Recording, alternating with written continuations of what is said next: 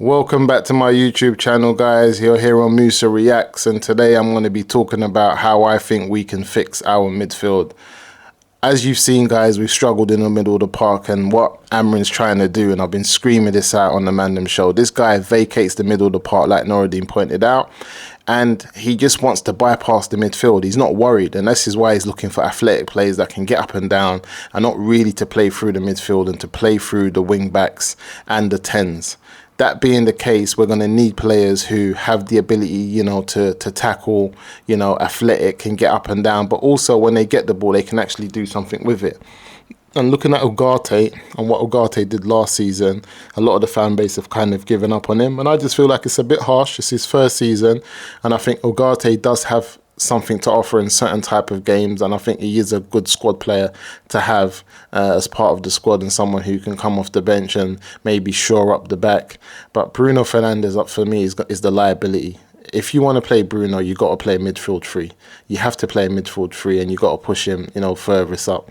But to have Bruno and only have one more person in there with him, I think it's gonna see us get undone in a lot of games, and I fear for that. As we've seen so far in pre-season, that the best game that I've seen, it was with Ugarte and Kobe. They were able to kind of, work off each other very well in terms of Ugarte's high pressing and tackling, and then Kobe just being comfortable picking up the ball and taking it anywhere in the middle of the park. And as the fan base has been screaming out, as we've seen, everybody wants Baleba because everybody knows what Baleba can do. But we all know Brighton are going to want a hefty price. And I think it's one that we can pay if we just fall back off getting a number 9. And for me, we all know Kone can play the 9. Kone's played it multiple times. And so can Mbeumo if need be, because he's done that for Brentford. But as we've seen with teams like PSG, and you've got Dembele playing the false 9 and they're terrorising European football, this idea of the old school number 9 who's, winning balls in the air, and he's just, making it hard for defenders in that type of style. I think it's old school. I think United are always trying to catch an old way of playing. By the time we get there, everyone's changed and they're playing different. And then we try to do that again and they've changed. And I feel like we got to kind of be, we got to kind of adapt and get to the punch as quick as all the other clubs. And I feel like that means having versatile front three, a front three that can actually maneuver. So I'm not against, letting someone like Højlund go, getting in some extra money and spending the money in the middle of the park and getting a Baleba, and just going into the season with Zertsky and Cunha as your number 9s, knowing that you've got people that can go into the 10 position like Ahmad, like Bruno, along with Mbeumo and Mason Mount. You've got more cover in the 10s, and you can just push, Cunha up, especially if you've got that solid, midfield of like Kobe Mainu and Baleba. It's important, you know what I mean? And I think it will give you that solid base to actually push on from and win many more games within the Prem. But if you don't go in for Baleba, then I think we have to talk about Sekou Kone. Sekou Kone, and every time we've seen him and his ability, and we talk about he's only 19 years old, he's just come from a different league in Cameroon and all of that type of stuff. But the reality is that these kids at these ages are getting their opportunities at Brighton, are getting their opportunities at other teams around the world, whether it's even PSG. They've got young players in the middle of the park like Neves. But United doesn't want to do that. We wait until a team gets a young 19-year-old in, gives him the experience, and by the time he's 20, 21, he's had 2 seasons, then we're coming in with these hefty prices of 80 million to pay for it.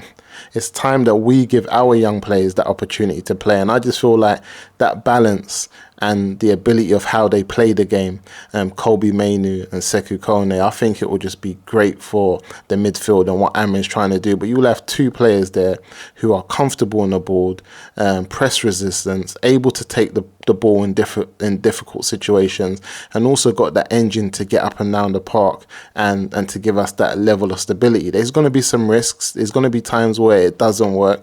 But when it doesn't work, you bring on your Ugartes, you bring on your Casemiros, but you got to believe in this young team and believe in their ability. And that's something I'm afraid that I think Amrin's only going to stumble across this.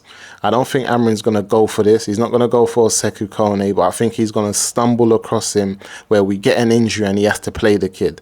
And when the kid plays, he earns his position to play again and play again. And it's hard to drop him because he's playing well.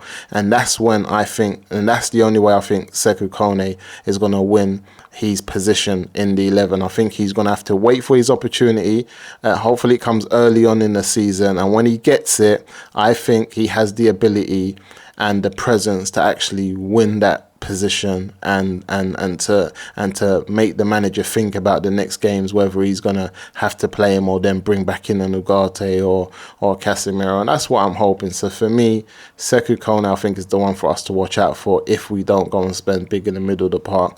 I think a partnership of him and Kobe will be excellent, and it will give us that stability. A lot of people don't think Kobe's slow, Kobe's that, but we've just seen from the pre-season that the way Kobe moves the ball and he manipulates the ball, he creates space, he creates time for himself, so he doesn't have to be rapid. Like a lot of these players in the middle of the park and some of the best teams in Europe that we rave about, they're not that rapid, they're not that fast, but because they're clever, they're able to create time and space on the ball with their movement and how they carry the ball. And Kobe's no different, and I just feel like with a strong pre-season and you can see how he's come back, I think that we're going to see a different Kobe, and I hope that we can see him next to a Sekou Kone sometime in this season, and then we can start to see what a new Man United looks like, you know, with these young players that have ability, that are great on the ball, and are actual footballers. I think we need to build a team around footballers, and that's the only way we're going to be able to develop and go on to that next level. If we're still looking for individual brilliance, the manager's going to be set by Christmas and we're going to be starting again. I don't know, guys. Tell me what you think. Leave your comments in the chat and let me know what you think, and I'll try to get in there and have some conversations with you guys. But again, like, subscribe, and let me know what type of content you want to see on the channel. Until next time, see you then, my boys. I'm out.